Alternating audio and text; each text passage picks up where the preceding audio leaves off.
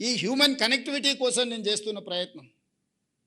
ఒకప్పుడు మేము 7 మంది అన్నదమ్ములో ఒక సిస్టర్, 2-3 రాత్రికి ఇంటికి వచ్చిన రాకపోయినా మా అమ్మకి ఏదో పిల్లగాడు రేపు వస్తాడులే అనుకునేది. ఇప్పుడు మీకు ఉన్నది ఒకడే పిల్లగాడు, వాడు 5 నిమిషాలు రాకపోతే మీరు ఎంత హైరాణ పడుతారో మీరు చూస్తలేరా? 2 పిల్లలు రేర్, 90% మేమిద్దరం మాకొక్కరు అనే స్లోగన్ వచ్చింది. మరి ఆ పిల్లల మీద మనం ఇంత ఫోకస్ పెడుతున్నప్పుడు వాడిని తీసుకొని పోయి హాస్టల్లో వేసినాం అనుకో, హాస్టల్లో పిల్లల్ని జమ చేసిన తర్వాత ఇంట్లో చిన్న చిన్న సమస్యలు కూడా భార్యాభర్తల మధ్యలో మనస్పర్ధలు తీసుకొస్తాయి. పిల్లలు ఉంటే kids and pets are stress busters. పిల్లలు మానసికంగా మనల్ని ఉత్తేజపరుస్తారు.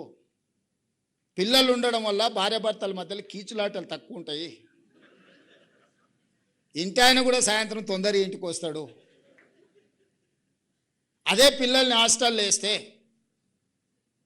ఏదో ఒక ఇష్యూ చిన్నదో పెద్ద అంతా నేనైతే మిడిల్ క్లాస్, 90% మీరు ఉన్న వాళ్ళు అందరూ మిడిల్ క్లాసే.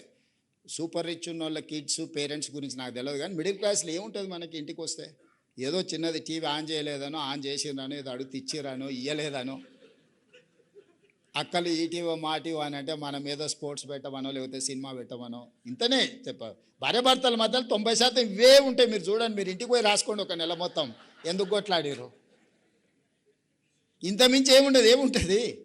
ఏమో మనకేమో 100 ఎకరాల భూములు ఉన్నాయి, దాన ధర్మాలు చేస్తున్న దాని మీద కొట్లాడతామా, లేకపోతే వజ్రాలు ఉంటే రోడ్డు మీద ఇసిరేస్తున్నాం అని కొట్లాడుకుంటా ఏముంటుంది?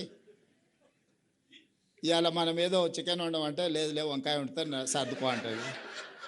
నేనేదో చికెన్ తినాలంటే ఆదివారం నువ్వు వంకాయ వండుతా అంటావు. ఆమె కోడి లేదు పోయి తేవాలంటే కష్టం, ఇంట్లో వంకాయ వండి పెడతా అంటుంది. ఇదే పెద్ద సమస్యకు దారితీస్తుంది. ఇవన్నీ కూడా మధ్యతరగతిలో ఉండే చిన్న ఈ సమయంలో పిల్లలు మనతో ఉంటే వీటన్నిటిని కూడా తగ్గించుకోవచ్చు. అందుకే నేను ఉదయం బ్రేక్ఫాస్ట్, మధ్యాహ్నం లంచ్ పెట్టి పిల్లల్ని సాయంత్రం ఇంటికి పోతే పేరెంట్స్తో ఉంటే ఒక హ్యూమన్ టచ్ ఉంటుంది, మానవ సంబంధాలు ఉంటాయి. తల్లిదండ్రుల పట్ల పిల్లలకు ప్రేమ ఉంటుంది. మా అమ్మ నా కోసం కష్టపడుతుంది, నేను సాయంత్రం ఇంటికి వచ్చే లోపల రొట్టె చేసి పెట్టిందో లేకపోతే మిరపకాయ బజ్జీ చేసి పెట్టిందో అని వాడికి ఒక అటాచ్మెంట్ ఉంటుంది.